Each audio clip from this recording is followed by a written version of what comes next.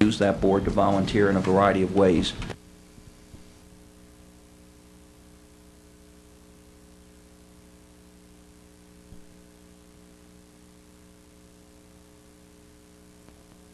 And I prepared this as a simple overview of home rule, using lots and lots of material that are available on the subject.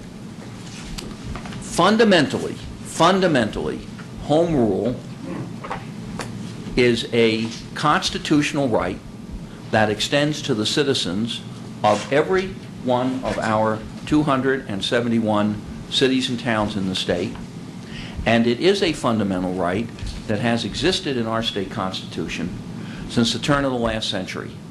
It isn't something that I made up on the back of an envelope and we rammed through the legislature. It isn't something that Mayor Randall cooked up with the town attorney and the town manager in a back room someplace. It is a concept that stands with a particular resonance in Colorado, unique among the states, by the way, as a very powerful tool based in the Constitution, given as a fundamental right to every citizen of the state who lives in a municipality to, in essence, basically write your own local constitution, called a charter. Now, that's fundamentally what we're talking about here. It is a legal right to control your own destiny. Now, that is a political question that only the town board of Superior and the citizens of Superior can fundamentally answer at some point in time. What is it that Superior wants to be when it grows up? And home rule is simply a legal tool to help address that. I also want to make it clear, I come here tonight not as an advocate for home rule, nor am I here as an opponent of home rule. I'm simply here as a resource. It matters very little to me as to whether or not this town or its citizens decide to become home rule. That's a decision you make here in Superior with the citizens of Superior. That's the beauty of home rule. It's not a top-down approach, it's a bottom-up approach. And that is very important to keep in mind as you ponder this. We have several types of this is just background on CML. I'm going to skip this. We have several types of municipalities in Colorado as a legal matter, and I'm not a lawyer, so that doesn't stop me from giving legal opinions, but I'm not gonna. But I hang around a lot of very smart people who do know municipal law. One of them is your town attorney and her wonderful law firm. And there are many people very smart on this stuff, so I'm just going to talk to you in broad policy aspects about what we're talking about here. But fundamentally, in Colorado, first let me talk about municipal government. Municipal government, the creation of a municipality is not something that's created by the legislature. The citizens have the right to create their own municipality using something called the Municipal Incorporation Law. And that's how Superior was created, and that's how the other 271 cities and towns were created, using a state law that allows citizens that live in a particular area to establish their own municipality. We've had many recent examples of that. One of the most recent is Castle Pines North over in Douglas County, Centennial, Lone Tree, and I can go on with a couple other examples. That's issue number one. Issue number two is how the municipalities function as a legal entity. There are three forms of municipal government in Colorado. We have home rule, and there are 99 home rule cities and towns in Colorado at the moment.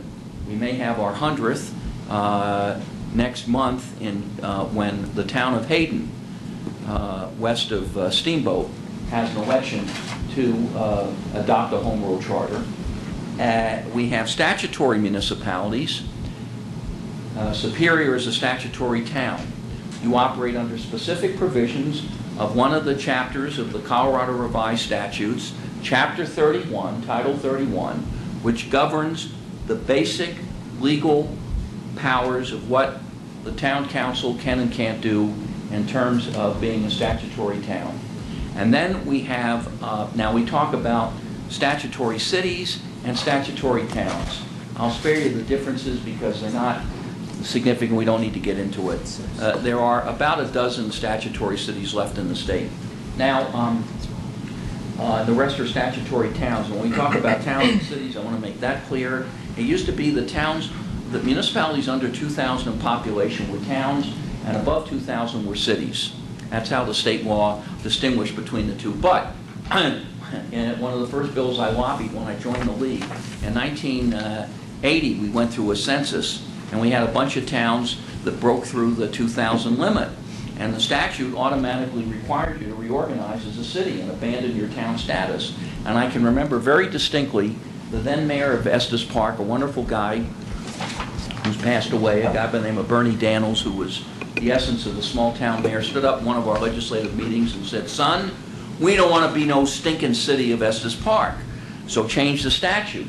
So I thought, well, we'll have some fun with this, and we actually approached the legislature. And I brought up a couple of small town mayors whose towns, by virtue of the census, broke the 2,000 limit, and they came up and basically said, we don't want to be no stinking city, we want to be the town of Estes Park. So the legislature made that permissive. But we still have communities like Superior, long past the 2,000 limit, and you're one of the largest statutory towns in the state. Scott was asking me who are some of the others. Windsor certainly comes to mind, and there are probably some others up north in the northern corridor that are certainly much larger than 2,000. Then we have one interesting dynamic with one other municipality. Now I'm sharing all this with you because you can use this as a cocktail party. Yeah. And you're either going to think that you're totally loaded or you're going to impress some people. So we have one town that's rather quirky in its legal status, and that's the city of Georgetown, which is neither statutory or home rule. It's called territorial charter. And it was granted a charter by the territorial legislature before the state was admitted into the union. And they guard that charter very jealously, and that is their governing document. And if they ever want to change their charter, they have to go to the legislature and ask permission to do so. And I've seen that happen once in the years that I've lobbied at the Capitol. They have also looked at home rule. We used to have two other territorial charter cities besides at Georgetown, Black Hawk and Central City. They abandoned their territorial charter status and decided to adopt home rule charters. The other thing I want to mention, so that's kind of an overview of the legal status. The other thing I want to mention is that I want to make it very clear tonight, is that because Superior is not home rule, doesn't make you a lesser community. I want to make that very clear. Home rule doesn't make you a better municipality. Being statutory doesn't make you a lesser community. So I want to make that clear. There's nothing here that's a negative connotation that, well, we're statutory and therefore we're not as good as, you know, some other community that's under a charter. That's really important. The basis of home rule is something premised on a concept known as Dillon's rule.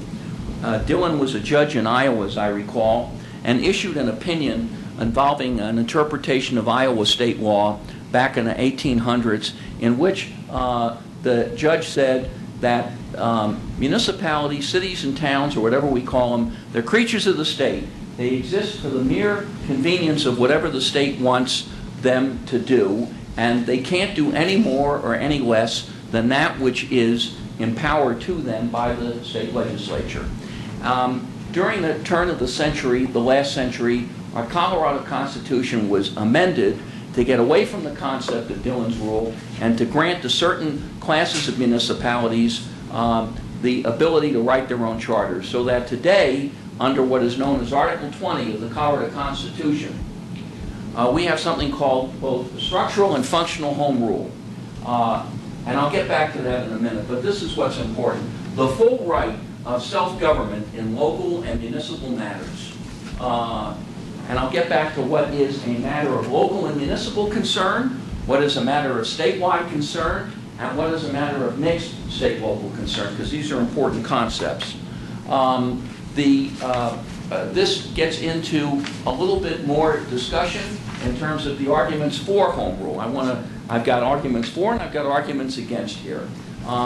Again, the fundamental ability under home rule, by adopting your own charter, your own local constitution, that basically help you shape solutions to fit your needs without having to go to the legislature for permission. In other words, at the current time, your legal powers and political powers, except for those that you derive from the input that you get from the citizens and the decisions that citizens make in the town of Superior that help guide you in terms of what you think you ought to do as elected officials. Fundamentally, as a legal matter, it is the Colorado General Assembly, when those 100 men and women meet each year in Denver and amend Title 31 of the Colorado Revised Statutes, that's, as a legal matter and as a political matter, who controls your destiny, for the most part. Now, it is certainly true that under Title 31 of the Colorado Revised Statutes, the legislature, in their infinite wisdom, if the General Assembly so deems it appropriate, can grant to a statutory municipality the broad powers that might exist already as a constitutional matter to home rule municipalities. But they can also be very restrictive based upon what their view of the world is on a particular policy matter. So the question is, when people talk about home rule as a legal and political matter, if you have your own local charter, you look first to that charter and what those local ordinances say as they relate to how you implement the charter before you look at Title 31 of the Colorado Revised Statutes and the actions of the legislature. As a statutory municipality, different. You look first towards the legislature and the actions of the legislature in Denver first, before you look towards your own local ordinances, because that's where your power derives. You're not generally required to follow state statutes in matters of local and municipal concern, and so you're able to enjoy freedom from state interference regarding local and municipal matters. Let me just explain by illustration, because sometimes that's the easiest way to explain this. And I'm going to give you an example ripped out of the front page of the Denver Post from last week. I want to talk about an issue called mandatory collective bargaining for public safety employees. I'm not here to debate the issue as to whether or not it's an appropriate public policy. I simply want to cite this as an illustration as to what I mean relative to a matter of local and municipal concern. Under Article 20 of the Colorado Constitution, there is language in the Constitution granting to the citizens of home rule cities and towns the right to develop, I'm embellishing here, but the right to develop your own personnel policies and procedures, how you wish to handle local personnel issues among your workforce. Now, when this bill was introduced to mandate collective bargaining for police and fire in local governments, one of the philosophical concerns we had, and it was basically that philosophical, it was never questioning the intentions of the proponents, but a basic philosophical difference. Hey, under Article 20, Section 6A of the Colorado Constitution, it says that the citizens of a home rule city or town, controlled by virtue of what language they put in their charter, what we can do relative to personnel policies. And we believe that that is not a matter of statewide concern to mandate that on home rule municipalities. We had a case that came down in the legislature years earlier that I lobbied unsuccessfully that would have restricted the right of local governments, home rule and otherwise, to prevent us from adopting residency requirements for police and fire employees. We had about a dozen cities in the state, not only Denver, but that was the flashpoint, but we had others, that had residency requirements for their police and fire. Again, not going to debate whether that made sense or not, but we argued against it in the court of political opinion at the Capitol, that that was, among other problems, a violation of home rule. That was not a matter of local and municipal concern. That's a matter for the town council and the citizens to decide. And in fact, in certain instances, the citizens in a few of those communities adopted residency requirements as a local initiative to their charters, see? So we were very persuasive in the legislature. I got royally hosed. The bill passed, and that's the way life is in the court of political opinion at the Capitol, 33 and 18. majority votes. We didn't have them. We said, okay, fine, see you in court. And we went all the way up to the Supreme Court, we being several home rule cities and towns, to say this is an unconstitutional abridgment of home rule authority granted under Article 20. And in a unanimous decision, the Supreme Court said in a very significant home rule case that you're right, it's a matter of local municipal concern. So that's an illustration of what we mean by that. Arguments for the express and implied enabling authority granted to municipalities and state statute is somewhat ambiguous. You can make the charter clearer than that. You can empower local citizens more directly in home rule.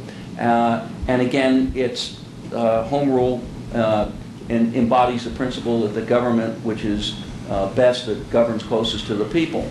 Now, against home rule, and these are broad philosophical arguments, both for and against, and I've seen this. You can adopt a charter that in fact is more restrictive than the situation you find yourselves in right now as a statutory town. I'm not going to get into naming names of communities, but I can name communities in which their charter places them in a more restrictive position than if they were under state law. But that is the right of every citizen in this state to do that. You can make the charter as expansive or as restrictive as you wish to do. And by the way, let me make this clear. The charter is not written by these guys sitting up here. It's not written by these guys sitting over here. It's written by each of you in the audience. Because in order to write a charter, you have to go and create, you have to ask a question. This is how it works. If there's a decision in this community to have a question put forward on home rule, you have a vote on that. Shall the town of Superior create a home rule charter commission? Okay? The question passes, then you have an election for who's going to serve on the commission. So there's an election for not only whether or not you should create a commission, a committee to write the charter, but you also, by law, must have an election for the commissioners. And then you have to go back to the voters, all of you, within a 120-day period to actually have a yes or no vote. And the only way a charter can ever be changed is not by action of any of these folks, but again, it has to go back to the people, to the voters. So this is a fundamental right that always rests with the voters. Once adopted, the charter may serve as a vehicle for dissatisfied citizens to further limit the authority of a municipality in terms of various charter amendments. I'll give you an example of this. Not to say that it's right or wrong, but I think many would argue that it's fairly restrictive. The city of Colorado Springs in its charter, the only way you can trump home rule, there are a couple ways you can trump home rule. One is certainly through court cases that restrict home rule, and we've had those instances, and I'll describe those. But another way is with an amendment to the Constitution that includes home rule. And we have that in our Constitution in some areas. Tabor is an example of that. When the voters in 1992 adopted the Taxpayers' Bill of Rights, again, I'm not getting here into a debate tonight on the pros and cons of Tabor, I'm just simply stating as a fact. The proponents wrote the amendment specifically to also include all home rule cities and towns, so that all local governments, not just some, but all are covered by a Tabor. Well, in the case of the city charter in Colorado Springs, they not only operate under the provisions of Tabor in the state constitution, but the voters there have also adopted into their local charter a local Tabor measure in their charter. That is, in some ways, more restrictive than Tabor and the state constitution. So the city of Colorado Springs labors under that additional restriction that a statutory municipality does not. That's an example of what I am talking about.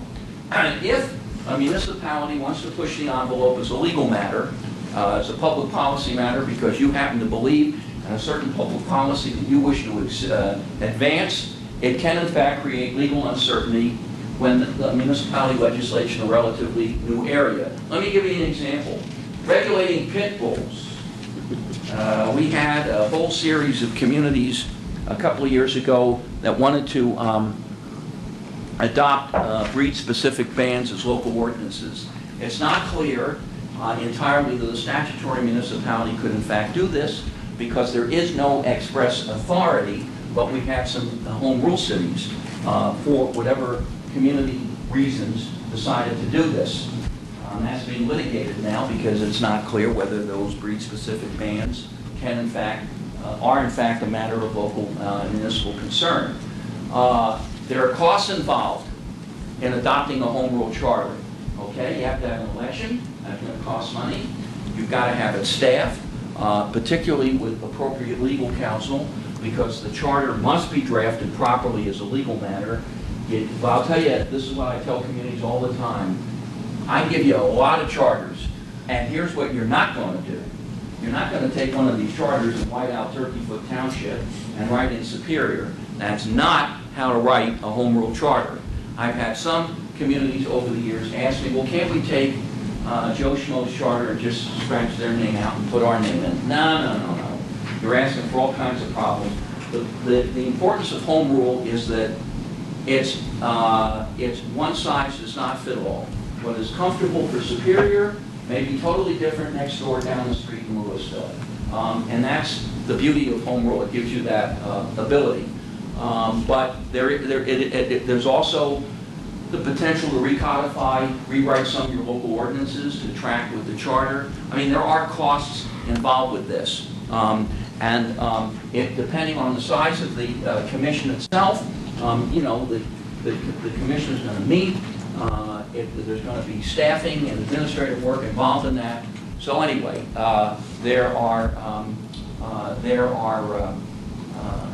there's that.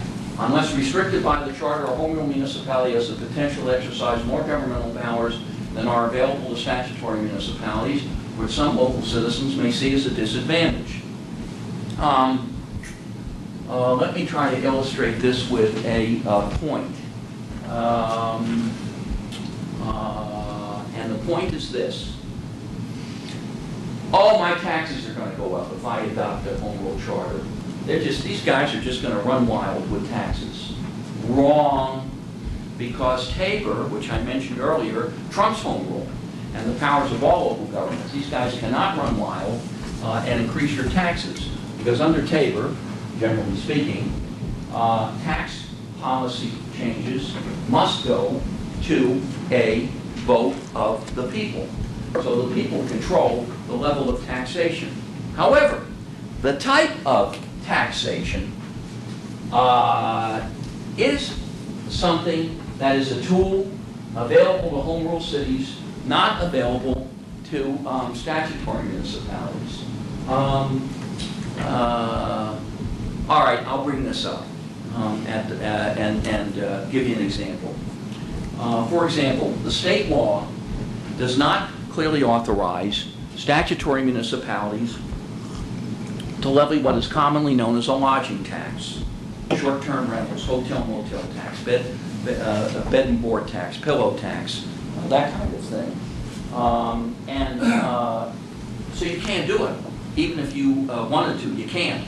As a home rule municipality, you could in fact craft an ordinance allowing the town to levy such a lodging tax. Maybe you want to earmark it for tourism or for other public improvements in the town. However, that tax under Tabor would still have to go to a vote. But the ability to put forward such a question currently doesn't exist with statutory municipalities, because the legislature, when they've had that ability to consider granting you that authority, has rejected it for a variety of public policy reasons. For and against issues. Fundamentally, you all have to decide what powers don't you have now, what things do you want to do now that you can't do because of restrictions in state law. But by the way, another example, because I know this is one of interest to you, Mayor, under municipal elections. Right now, statutory towns by state law are restricted to having your regularly scheduled municipal elections in April. Now, the argument goes that perhaps if we want a greater turnout or greater visibility, perhaps we should have our elections in November in even-numbered years when the governor is up for election, or we have a presidential election, and the turnout is greater, the visibility is greater. That's a fair policy argument, but as a statutory municipality, You're not able to do that because state law, under the municipal election code, says you can.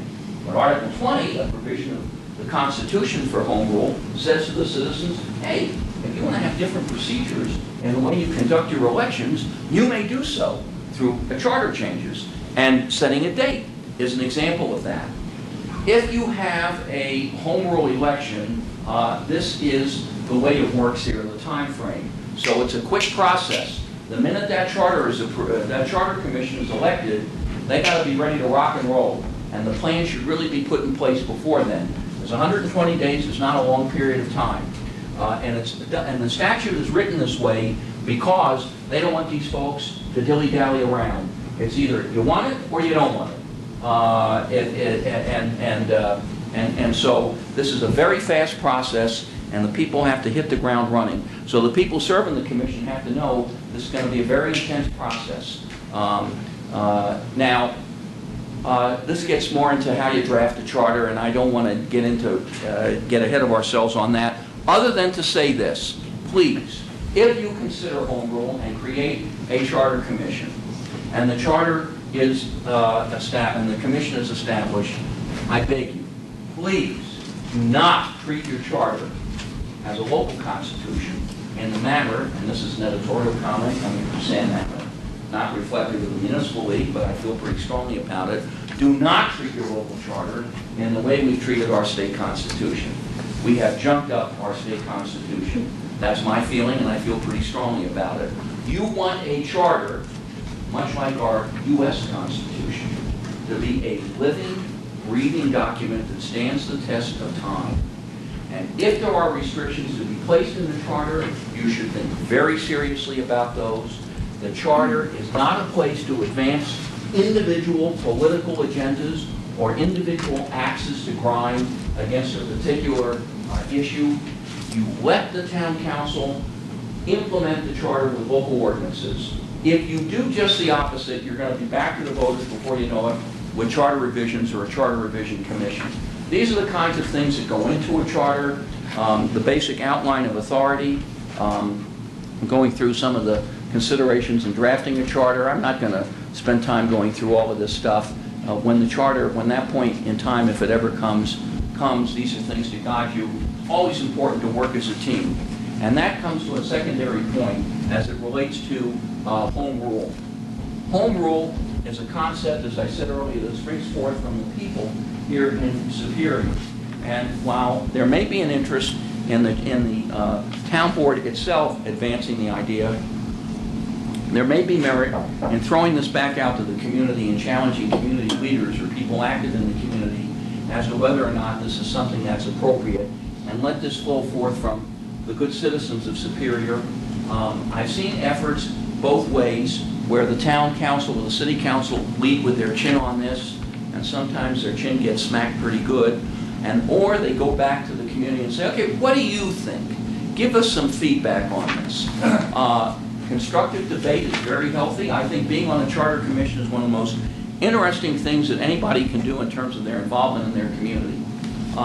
We went through this, but authority in the organization and structure, you can delineate what powers you want in terms of form of government. Let me explain. Now, in Colorado, we have primarily the council manager system, much as you do here in Superior. But in Denver, for example, we don't have that. We have a system of government under our charter, and I'm a resident of Denver, in which our city manager is elected.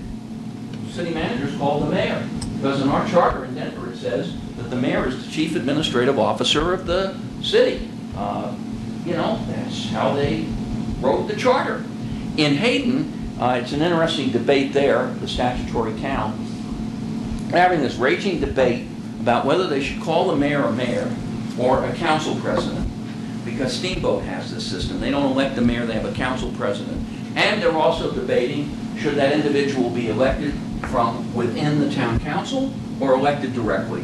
Those are perfectly legitimate things to have a debate about and have them reflected in the charter. And there are other things that are spelled out here that you want to delineate in terms of the organizational structure. Elections we talked about earlier.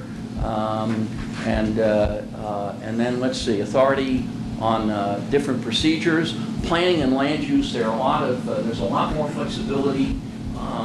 It is argued as a home rule municipality relative to land use than as a statutory municipality. One example, without getting into a lot of detail, is the fact that home rule cities appear to have a broader authority in the area of impact fees for growth than do statutory municipalities, where the statute is more restrictive.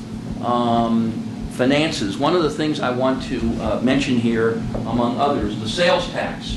One of the things that a home rule municipality can do that a statutory municipality cannot do is collect its own sales taxes. As a statutory municipality, you have to go through the revenue department. Some feel that having local collection of your sales tax makes a great deal more sense for a variety of reasons. Statutory municipalities can't do that. Home rules can. These are just some other issues here. I'm not going to go through these in great detail. One of the interesting issues in the area of ethics, which I've never seen before done, is a constitutional amendment.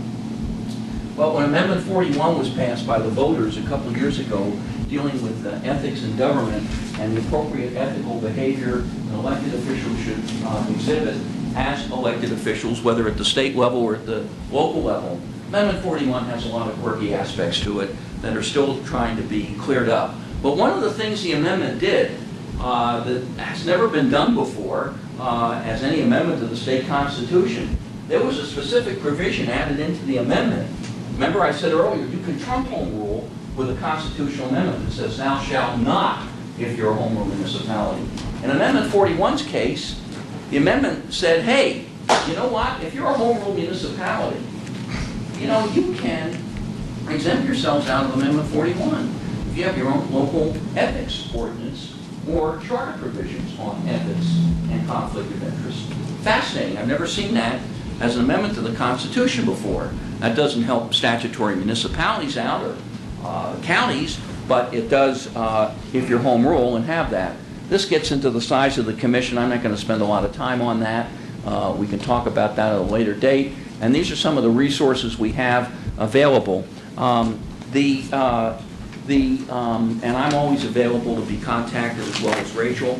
In the handout here, and I apologize for telling you more than you ever wanted to know, but my ulterior motive is tonight, the next time I get a call on this, I'm going to call one of you guys to come and go to Olathe instead of me. It's a long drive, and you can talk to them. I've gotten calls recently. I've spoken to the town of Olathe on the West Slope, near Montrose. I'm working with Castle Pines North. They're a statutory city right now. They're interested in home rule. I've worked with Hayden. Currently, Uray is a statutory city. They just went home rule last month.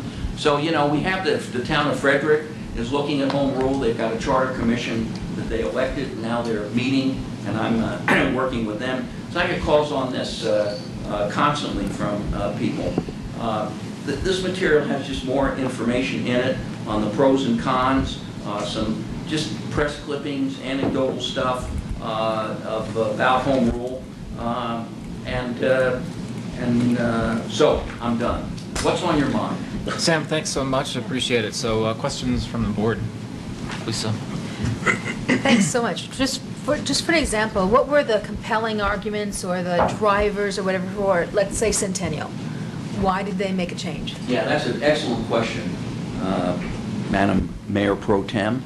Centennial, when it incorporated, at the time it incorporated, was one of the largest cities in the nation at the time it incorporated. And they felt, they were over 100,000, as a political matter, over time, that they very much did not want to be under the thumb of the state, and felt a city of their size should be governed by their own charter and their own policies and procedures.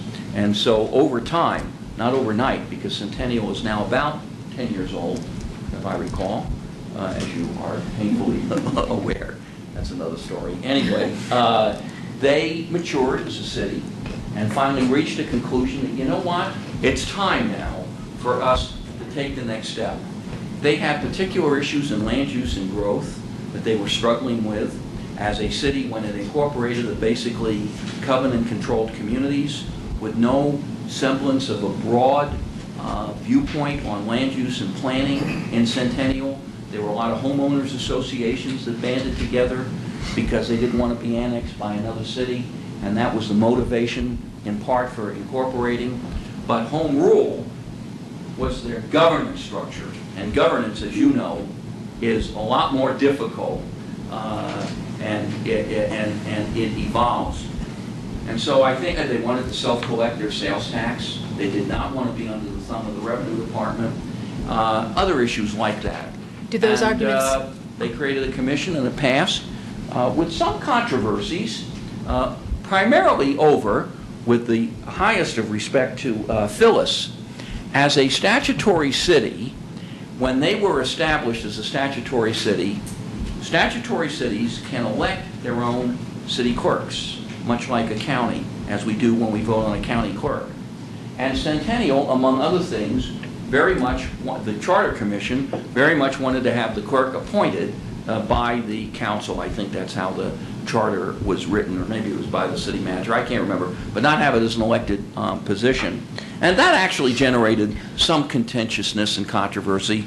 All politics is local, but the majority of voters in Centennial felt that the charter should be approved. Lisa, go ahead, I interrupted you, I'm sorry. And just as a follow-on, Yeah. I just picked Centennial because I knew they were a fairly recent one that went through this process. Is there another recent one that's smaller, and did they have the same issues, or what was the balance of the Well, drivers let me for a see small now. town? I'm trying to remember who's recently gone through an election and... Kiowa. Huh? Kiowa. Well, Kiowa, yeah, that's a great example because that's one of Kendra's firm's clients. Kiowa, little town way out east past Elizabeth, neat little place, great little town, the statutory town. What was the population, a couple hundred? Yeah, it wasn't very much. No, and they felt they wanted to control their own destiny. In essence, I mean, the mayor was one of the drivers in that, and a very interesting young guy who just really wanted to feel as if we want to control our own destiny here in Kiowa and not be under the thumb of the legislature. And so they adopted their own charter. Now, similarly, Elizabeth, and you can talk to your colleague on the board, Suzette, about this. Elizabeth had a huge community forum adjacent to Kiowa, another statutory town, had a huge forum on home rule, I don't know, a month and a half ago, and, right, that was my impression. It did not a lot of support. A lot of, that's what I heard. Sure, I don't know the actual. Yeah, just a lot of questioning. What's broken? What do we need to do? You know, what's wrong with the status quo? I'm showing, I should have done my homework on this. Erie is still statutory, I believe. Oh, I think they are. Anyway, they are, aren't they? Thank you, sir. And they've considered home rule and rejected it in the past. So it would be very interesting to talk to Erie. Now, Louisville went through a couple of elections, didn't it, before it became home rule? If I'm not mistaken. I don't remember. But anyway, it's a hit and miss. I went up to Cripple Creek years ago. They're a statutory city. I gave this wonderful presentation at the request of the mayor for home rule. I was so good, a month later, they had their election and it was overwhelmingly defeated. So you don't want me back here. But, you know, communities pick and choose. Idaho Springs, I think, is considered home rule and has rejected it. Again, it's not right or wrong. It's local community desires. Anything else on your mind? Deborah? Yeah, I wondered if there's any special prerequisites that are needed for the town or any municipality before you go home rule, such as municipal services like a post office, a library, a jail. Is any of that necessary or No, needed? there's no, that's a good question. There is no legal requirement in terms of level of services to adopt a home rule charter. As a legal matter. As a political matter, part and parcel of home rule is the notion of community identity. Some will argue that having a home rule charter enhances our community identity. It puts forward as a broad vision, to anyone who lives here what we as a community stand for. Whether that's accurate or not, I guess is all in the eye of the beholder. So that's a good question, Deborah. Eric, anything? Yeah, Eric, how are you? I'm doing well, thank you. Good. It was a great presentation, I really Well, appreciate it. thank you, I appreciate it. Quick question, did, you mentioned the Charter Commission. Does Yes. that require full consensus before a charter, proposed charter can be brought to vote? Or is that something that Do you want to respond to that? requires- Sure. You've had, Kendra has had some level of experience. In Edgewater, we didn't have- You yeah. want to talk about Edgewater? Yeah, we Okay. didn't have, basically they're tasked with presenting a charter, and so they need to work within that 120-day period, and they must present a charter. So in the end, we had some dissension, but it did not need to be unanimous. So there was a vote on the Charter Commission, and that vote passed, but it was not unanimous. Unanimous. That was, I won't use the word excruciating, that was a very challenging process because of some local politics. I'd spent some time with them and not nearly as much as Kendra did. So that's a How good big was, example. how big was that Charter Commission? That, I believe, was 13. Yeah, they had 13. They had 13. Just to throw this in, I always recommend smaller is better. I mean, as you can imagine, it's hard to get 13 people to agree on much of anything. And 21 people, I can't imagine what a 21-person charter commission is. Yeah, I've never seen a 21-member commission. I've seen them as high as 15 or 17, but rarely. It's usually around 9. 9 is a good number. 9 to 11, something like that. And it's easier just to attract people, too. Yeah. What, in terms of elections Yes, for sir. the charter,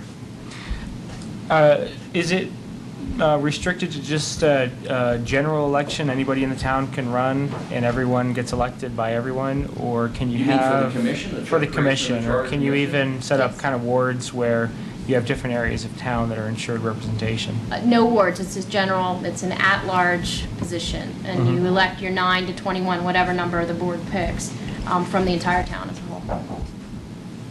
Okay, final question, in terms of. Very, very good questions, by the way, all of you. Thank you. In terms of education leading up to a Yes. vote, what, are there any recommendations on things the town could do if we want to further gauge, resident input Excellent question. on this issue? Eric. The most recent example is probably as good example as any to use. I would recommend, perhaps Andrew, you talking to your counterpart mayor in Frederick, Eric Doran. He's a wonderful guy, and I think you guys have crossed paths and know each other through various circles.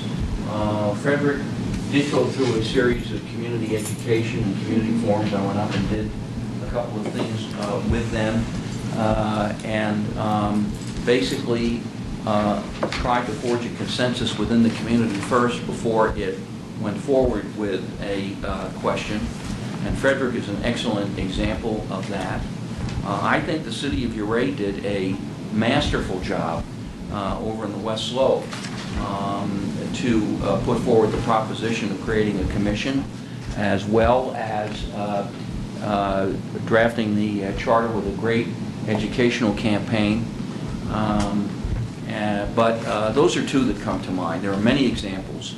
And I have other educational material in our files, but I didn't bring it tonight because that's when you get into the level of advocacy and what kind of material might be useful or not useful. I will say this in a wrap-up. I know where you can get yard signs. I want to tell you a very funny story about this, interestingly enough. The city of Centennial created these yard signs that said another home for home rule in Centennial, kind of clever, and the question passed. Subsequent to that, about a month or so later, or I can't remember what the time frame was, a little town of Cedar Ridge over in the West Slope near Delta, Hotchkiss, that area is a beautiful area of the state. They had a home rule charter commission and home rule charter election for the voters. Somebody in Centennial found out about this and was nice enough to ship the signs over to Centennial. Now, there was one problem. The signs had Centennial written out.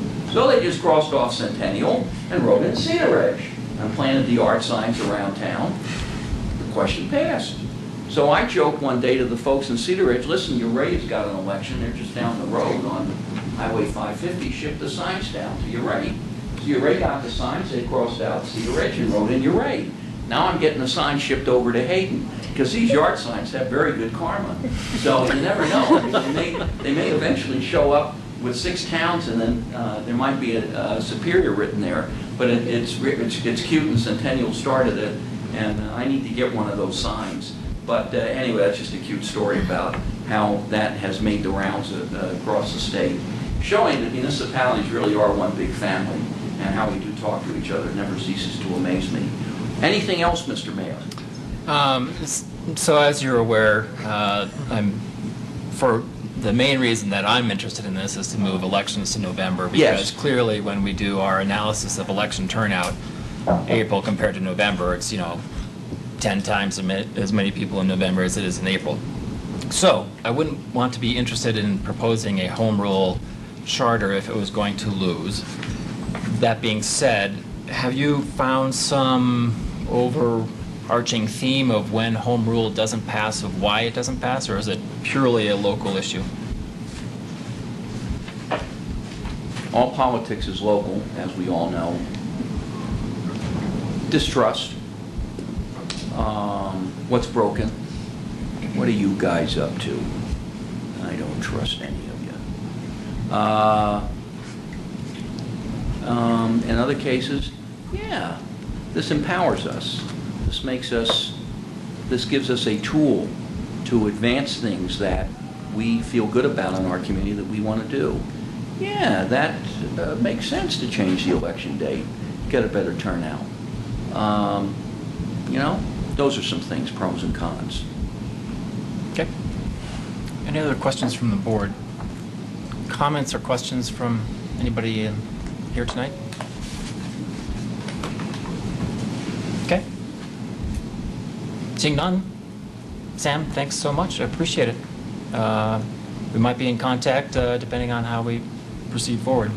I appreciate the opportunity to have this chance to talk with you.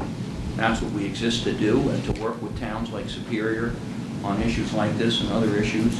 Lisa certainly knows how to ring my chimes when she needs to get a hold of me, and I'm happy to provide whatever additional information you need. I appreciate your leadership. This kind of discussion is what serving as a town board is all about. Leadership means having a vision.